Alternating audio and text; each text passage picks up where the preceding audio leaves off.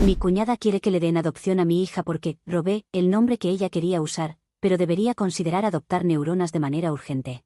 Mi esposo y yo nos enteramos de que estábamos esperando nuestro primer bebé. Hasta ahí todo normal, no había locas en la costa. Cuando por fin les contamos a ambas familias que estaba embarazada, puedo decir que todos estaban emocionados. Bueno, casi todos. Más tarde esa noche, mi esposo mencionó que su hermana y su marido llevaban intentando concebir desde hacía unos 2 años sin éxito. Me dio pena su situación, pero sinceramente no era algo que nosotros pudiéramos controlar. Nosotros también habíamos estado esperando para empezar nuestra familia como 14 meses. Todo parecía estar bien durante unas semanas. Hicimos una fiesta de revelación de género en casa de mis padres, y cuando supimos que íbamos a tener una niña, me emocioné hasta las lágrimas por algo muy especial. Mi abuela me crió después de que mi mamá falleciera cuando yo tenía 6 años. Ella lo era todo para mí. Cuando murió hace 7 años, me hice una promesa silenciosa: si algún día tenía una hija, la llamaría Donna. Así se llamaba mi abuela. En la fiesta, mi cuñada me apartó en la cocina y me preguntó qué nombres estábamos pensando. No vi razón para ocultarlo, así que le dije que nos encantaba el nombre Donna. Se le cambió la cara, no dijo nada y simplemente se fue. Pensé que quizá no le gustaba el nombre o algo así, no creí que fuera para tanto. A la noche siguiente, como a las 11, recibí un mensaje larguísimo de ella con los motivos de por qué no podía usar esos nombres. Decía que Donna era su nombre y que llevaba planeando usarlo para su futura hija desde que era adolescente. Siguió diciendo que sería increíblemente hiriente si lo usábamos, y básicamente, nos pidió, aunque sonó más a una exigencia, que eligiéramos otro porque ese ya estaba tomado. Era un mensaje bastante difícil de leer. Quiero decir, ¿cómo que un nombre estaba tomado? En los 5 años que llevaba formando parte de esa familia, primero como novia y luego como esposa, ella jamás había mencionado ese nombre. Ni en fiestas de bebés de otros familiares, ni en conversaciones casuales sobre hijos futuros, nada. Hablé con mi esposo a la mañana siguiente. Me dijo que él tampoco la había escuchado mencionar Donna como un nombre que quisiera usar. Decidimos quedarnos con ese nombre, porque era especial para mí. No era un nombre cualquiera sacado de un libro de nombres o un capricho, era el nombre de mi abuela. Una persona real que existió y que me crió. Tiene mucho significado y una gran carga emocional para mí. Espero algún día poder sentarme con mi hija y explicarle por qué se llama así, lo que mi abuela fue para mí y todas esas cosas. Le mandé un mensaje educado explicando por qué tomamos el nombre de Donna y por qué lo íbamos a conservar. Ella no lo tomó demasiado bien, aunque aquí estoy siendo liviana para referirme a eso. Me llamó a las 6 de la mañana para decirme la clase de persona que soy, que en definitiva era que siempre intentaba robarle la atención.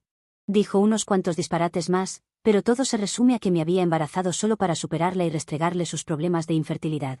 Estaba gritando, a las 6 de la mañana, yo sin mi café siquiera. Corté en medio de sus gritos. Despertó a mi esposo, así que puedo imaginar lo que era su casa con su esposo. Unos días después, empecé a recibir mensajes de su madre. También le había estado gritando a ella, así que, por el bien de su paz mental, quería que yo cediera y considerara los sentimientos de su hija. Sugirió que quizá usáramos Donatella, ya que para ella era prácticamente lo mismo. Pero mi abuela no se llamaba como una tortuga ninja, se llamaba Donna. Y aunque me parece un lindo nombre, no cumplía su misión de conmemorarla o recordarla. Pregunté si alguien en su familia se llamaba Donna, o alguien importante en la vida de mi cuñada, pero hasta mi suegra me aclaró que era porque simplemente quería ese nombre. Como seguía presionando, básicamente porque quería recuperar su paz mental, le saqué captura a absolutamente todos los mensajes y se los envié a mi esposo. Él llamó a su madre de inmediato y le dijo que no se metiera. Me enteré de que había estado contándole a las personas que ella había confesado ese nombre mucho antes, y que yo lo estaba usando para herirla. Tengo hasta un relicario de mi abuela con su nombre que he usado y algunas personas conocen. Bueno, las personas que nunca lo vieron o conocieron a mi abuela saltaron a su bando rápidamente.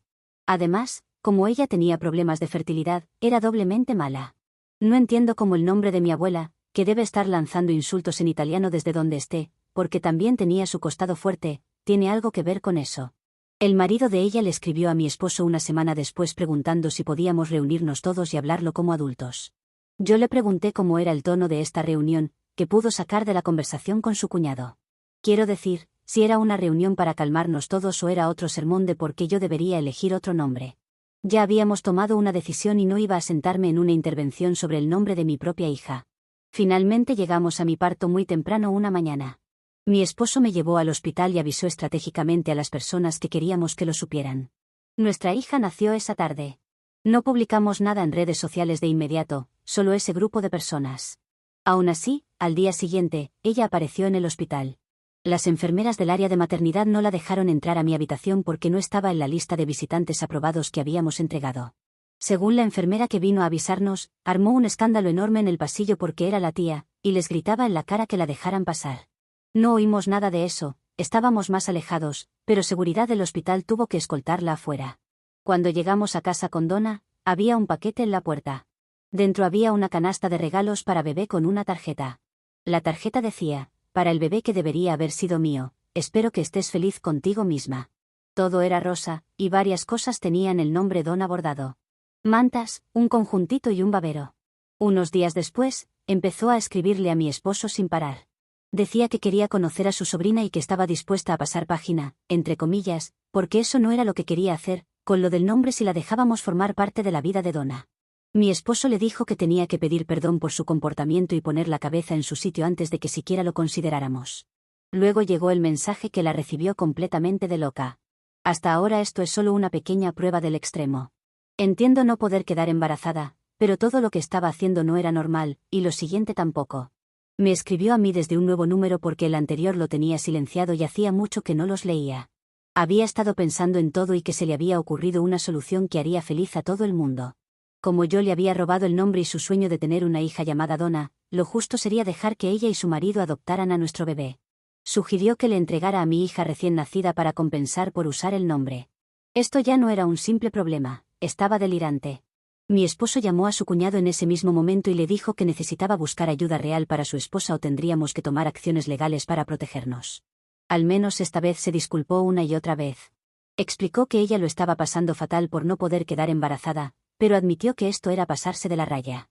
¿Recién ahora se pasa de la raya? ¿En serio? Unos días después intentó agregarme en Instagram desde una cuenta nueva. El usuario era algo como mamá no sé cuánto. Tras eso, y ver que su esposo no podía controlarla, decidimos poner una denuncia por acoso.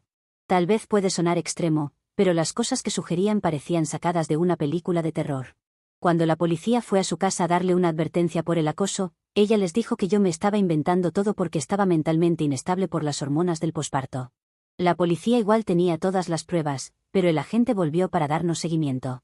Nos dijeron que ella parecía emocionalmente alterada, pero que habían documentado toda la interacción y nuestra denuncia. Avanzando unos días, alguien me envió capturas de un grupo privado de Facebook que ella había creado. Se llamaba algo como «Apoyando a guerreras de la infertilidad» o parecido.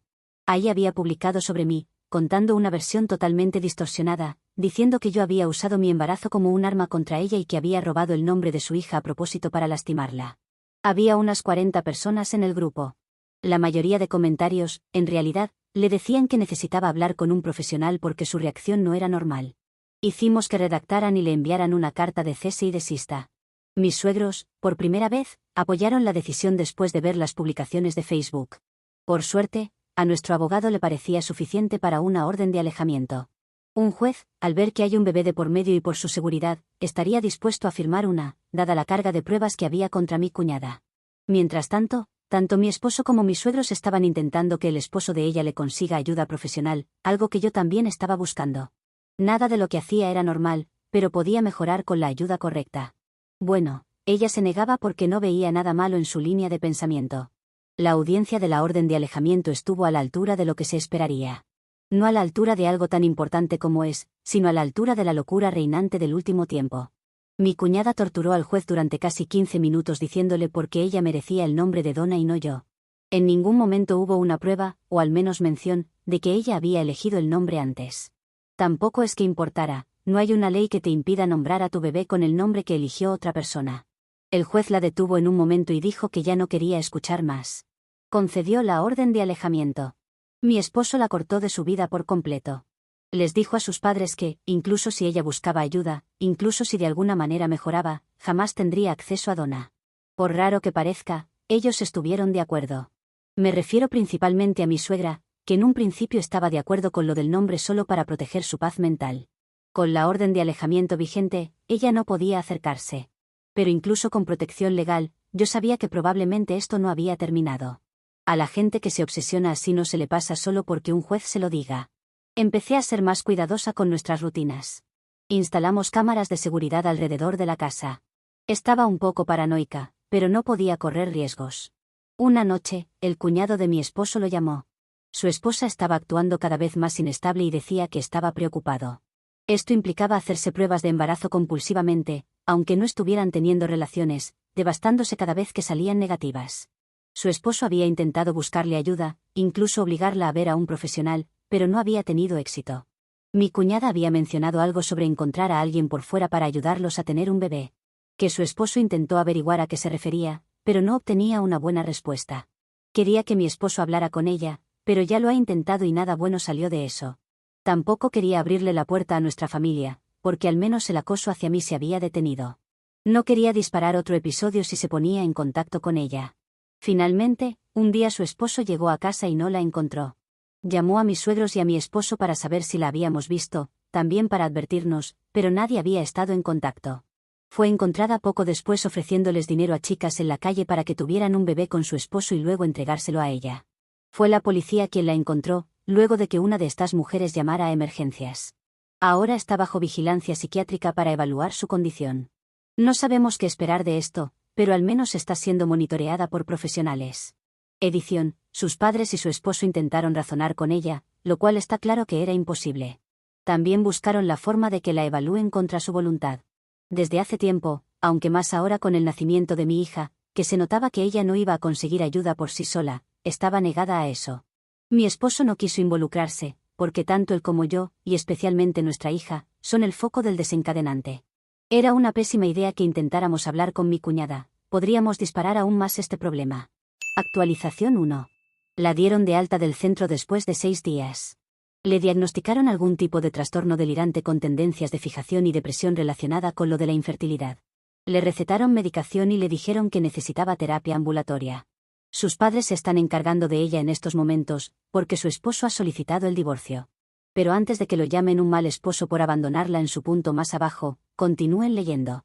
Mis suegros la han llevado a vivir con ellos y le están brindando la ayuda que necesita. Durante su internación no voluntaria, ella le escribió una carta llena de delirios, aunque no fue el motivo principal para divorciarse de ella. La carta mencionaba que él no había hecho suficiente para embarazarla, que debería haber probado algunas de sus sugerencias, más sobre eso en un momento, y la cuota necesaria de culpa sobre mí. Creía que yo estaba haciendo algún tipo de ritual sobre ella para que no pudiera quedar embarazada. Además de que no creo en esas cosas, no sé ni cómo comenzar un ritual, nunca he presenciado uno. Creo que la carta contenía más cosas, pero su esposo solo nos contó esa parte y nos dio su opinión de que estaba delirando. Las sugerencias de las que hablaba mi cuñada eran ideas para aumentar la probabilidad de embarazo. Pero no era comer sano o ejercitarse, algo que podría recomendar un médico, sino tener relaciones en un sitio extraño o hacerlo en cierta orientación, como al norte o al sur según la luna. Cree que su esposo no hizo lo suficiente porque no cumplió todo eso de manera obsesiva.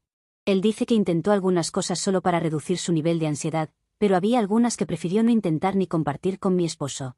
Sobre la verdadera razón de por qué se divorció. Su esposo encontró en la casa que ella se estaba automedicando. Desde productos para aumentar la fertilidad hasta para la depresión. Los conseguía a través de amigas, pero sin una consulta con un profesional. Los por qué, eso pensaba que le haría bien. Uno de esos medicamentos es lo que le provocó un brote psicótico, o ese creo que fue el nombre que usó, puedo estar equivocada. También había una lista de posibles amigas y compañeras de su esposo con las que él podía aparearse. Sí, tenía un título que decía potenciales parejas de apareamiento y columnas con diferentes atributos, como fertilidad, rasgos hereditarios, etc. Esto tenía fecha de antes de que incluso consiguiera la medicación que le provocó ese efecto adverso. Ahora con la medicación correcta está un poco mejor. Los padres de mi esposo se mantienen en contacto con nosotros regularmente.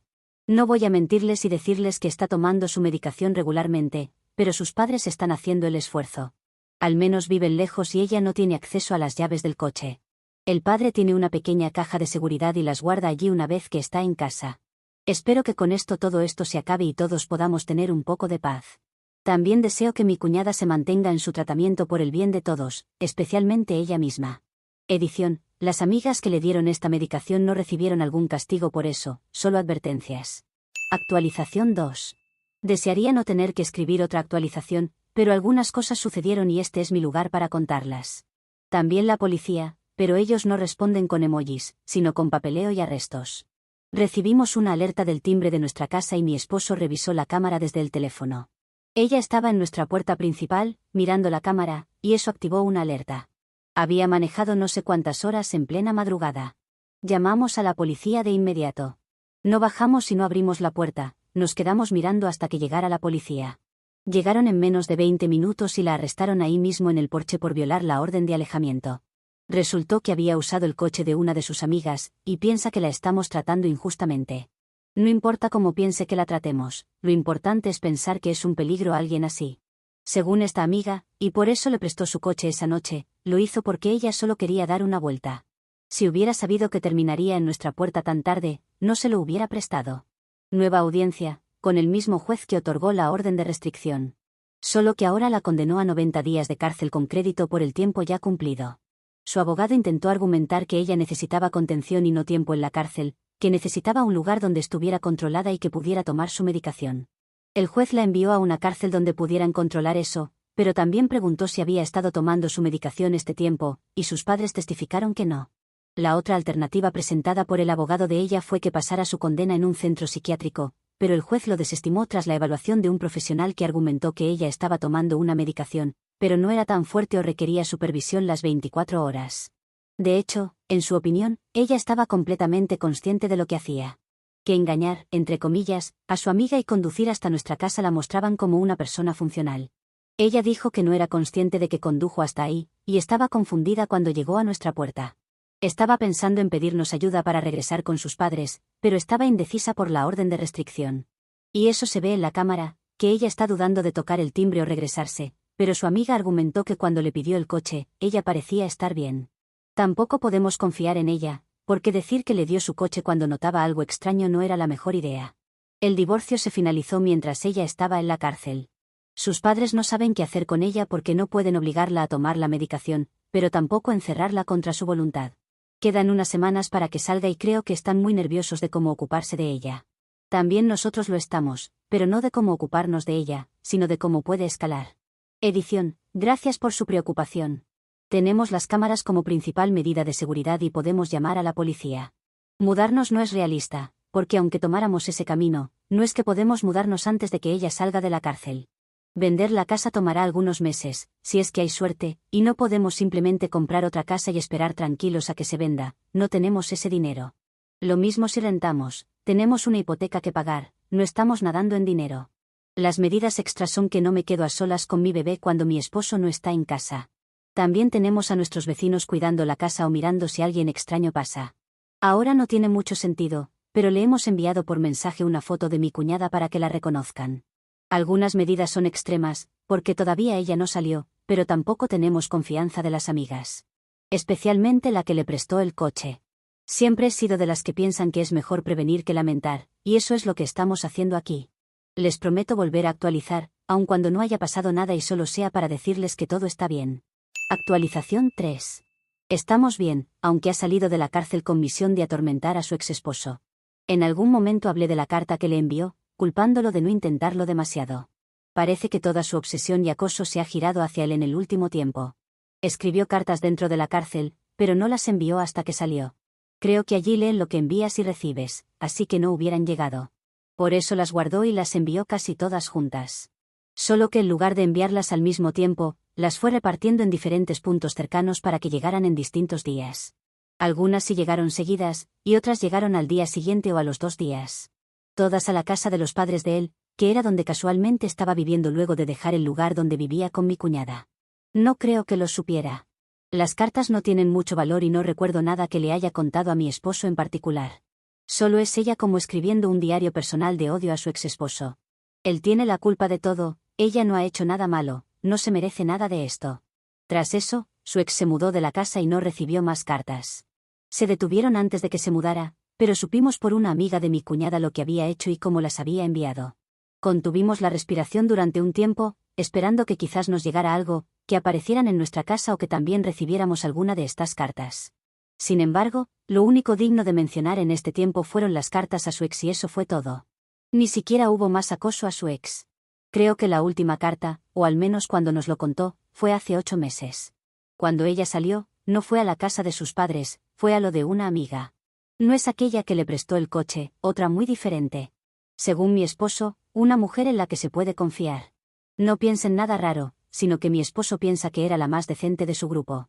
Ella debe ser la culpable de que ahora se haya tranquilizado, de que reciba ayuda o lo que sea, y que haya bajado un poco la intensidad de sus actos. Todo lo que le ayude es bienvenido. Ojalá hubiera escuchado a su esposo o a sus padres cuando le sugirieron buscar ayuda. Al menos tarde es mejor que nunca. Edición, desde la última carta, ahora que hago una pequeña actualización, ha pasado casi 1 año y medio, probablemente un poco menos. Seguimos sin novedades directas de mi cuñada. Sus padres están en contacto con la amiga, pero nosotros nos mantenemos lejos por obvias razones. Está bien, según lo que les cuenta, y están dispuestos a acercarse a ella. Tal vez lo hagan y pueda hacer una actualización si eso es lo que les apetece. Por nuestra parte será muy difícil recomponer ese vínculo y no queremos arriesgarnos con Donna de por medio. Pero nos alegra que ella esté sanando. Actualización 4.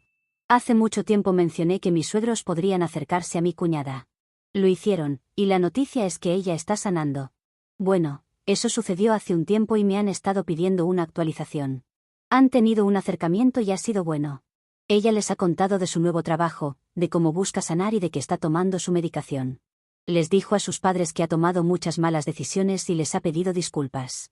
No nos ha mencionado, ni nadie ha intentado forzar un reencuentro entre nosotros. Con mi esposo tenemos la idea de que no la queremos cerca de nuestra hija.